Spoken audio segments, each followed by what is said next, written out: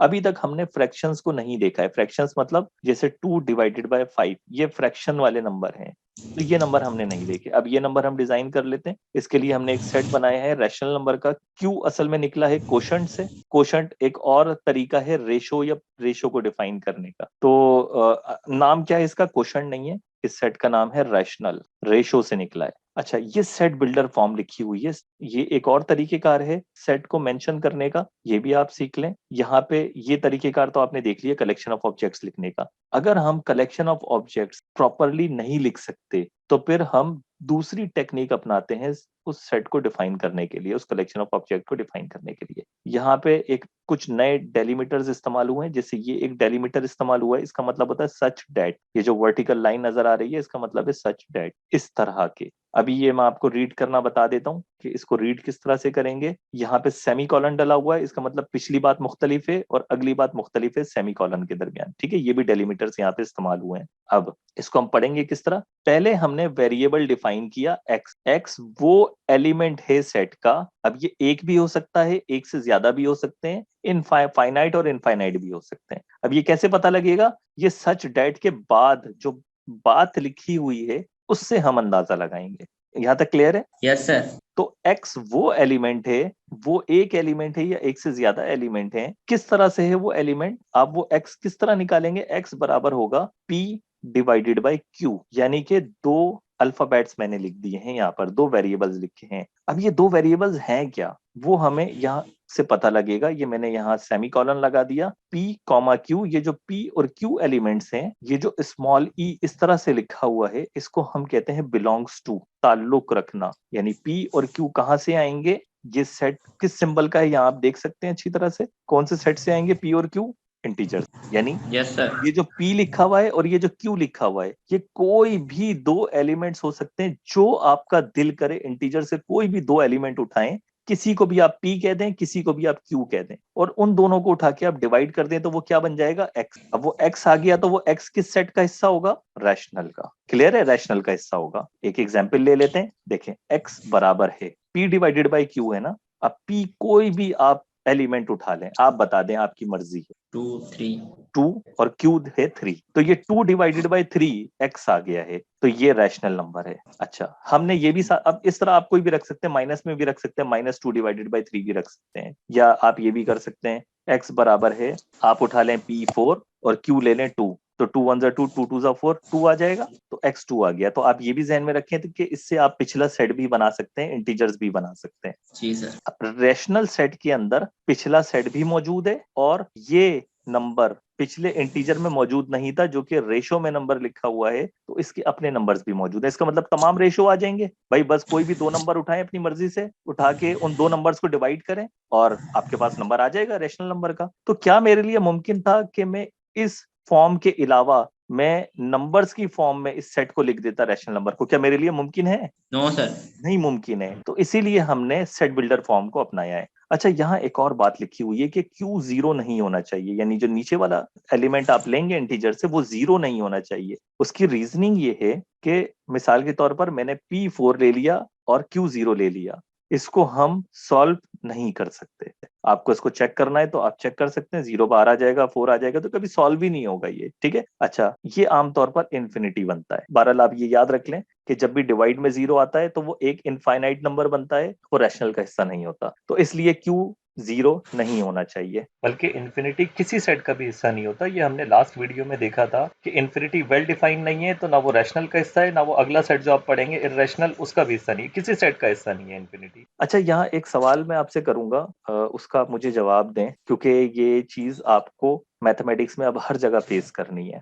अगर मैं rational number की डेफिनेशन बनाते हुए x बराबर है p डिवाइडेड बाई q लिखने के बजाय अगर मैं लिख देता x बराबर है p डिवाइडेड बाई p, तो इससे क्या नुकसान होता या इसका मकसद क्या होता? मिसाल के तौर पे मैंने p और q दो, p इंटीजर से आ रहा है, मैं ये हटा देता हूँ, p आ रहा है इंटीजर से, तो इस एक्सप्रेशन में होता क्या? मैंने ऊपर वाला नंबर उठाया 4, तो नीचे वाला नंबर क्या मैं 2 रख सकता था? क्या पॉसिबल है मेरे लिए? No sir.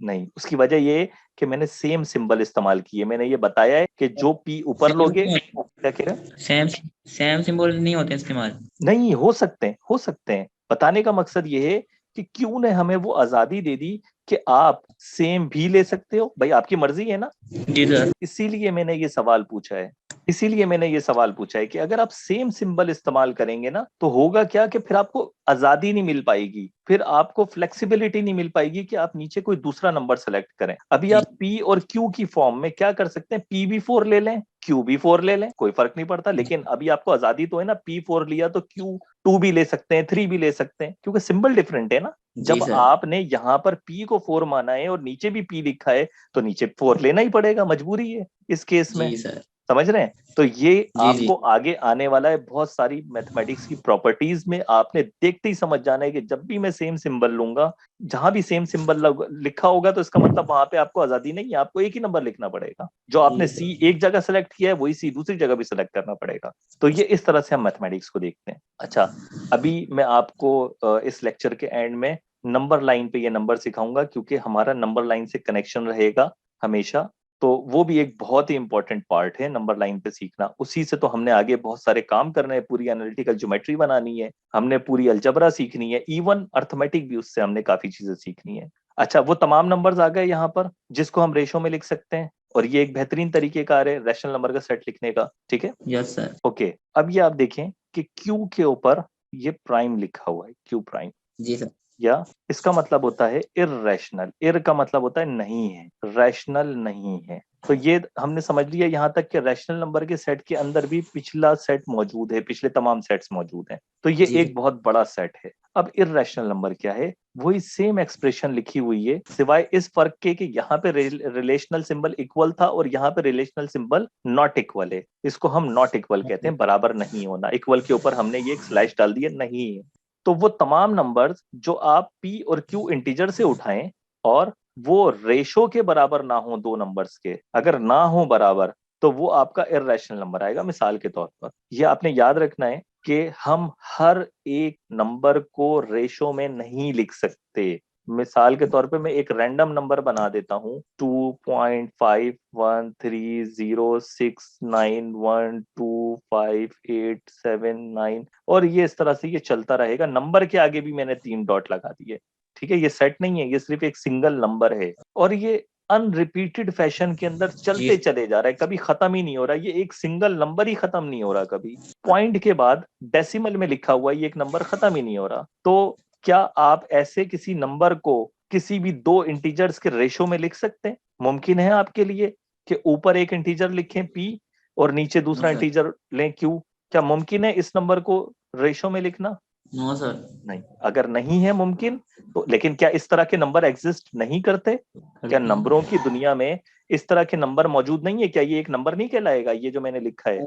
जी सर। यकीनन कहलाएगा। तो ये नंबर हमारे जी पास सर। इर्रेशनल नंबर कहलाते हैं। ठीक है, जिसको हम दो इंटीजर्स के रेशो में नहीं लिख सकते। तो ऐसे भी बहुत सारे नंबर्स हैं। कुछ स्पेशलाइज नंबर हम अभी पढ़ेंगे, आपका नेक्स्ट टॉपिक है उसमें हम पढ़ेंगे। लेकिन इस तरह के नंबर जो रेशो में नहीं लिखे जा सकते, इसीलिए नॉट इक्वल लिखा हुआ है, वो तमाम के तमाम इर्रेशनल नंबर कहलाते हैं। अच्छा, इर्रेशनल एक ऐसा सेट है जिसमें पिछला कोई सेट मौजूद नहीं है। तो इट मींस के रैशनल एक इंडिपेंडेंट सेट है, एक बिल्कुल अलहदा से सेट है, इर्रेशनल एक बिल्कुल अलहदा से सेट है। तो अब मुझे एक ऐसा सेट बनाना है जो दोनों को मिलाकर एक सिंगल सेट बन जाए और उसमें तमाम के तमाम नंबर्स आ जाए, चाहे वो रैशनल है चाहे वो इर्रेशनल है। तो उसके लिए हमने एक सेट बना दिया, आर से रिप्रेजेंट किया है, वो कहलाता है रियल नंबर का सेट, जिसमें हमने रैशनल को और इर्रेशनल को आपस में यूनियन कर दिया। ये यूनियन एक सेट थ्योरी का ऑपरेशन है। इसका मकसद ये होता है कि दो सेट में मौजूद जो भी एलिमेंट्स हैं उनको तरतीब से लिख दो और एक जगह जमा करके लिख दो। कहीं पे रिपीटेशन आ रही है तो रिपीटेशन मत लिखना, बहरहाल।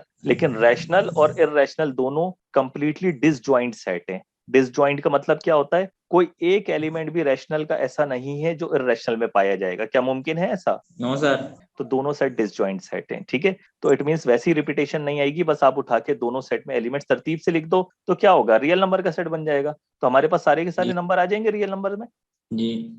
ठीक है, जबरदस्त। तो ये आज का हमारा लेक्चर था। अब हम इसको समझते हैं नंबर लाइन पर। ठीक है, तो आपको मजीद आइडिया क्लियर हो जाएगा कि natural number, whole number, integer, rational, irrational और रियल नंबर किस तरह हमने नंबर लाइन पे देखने हैं।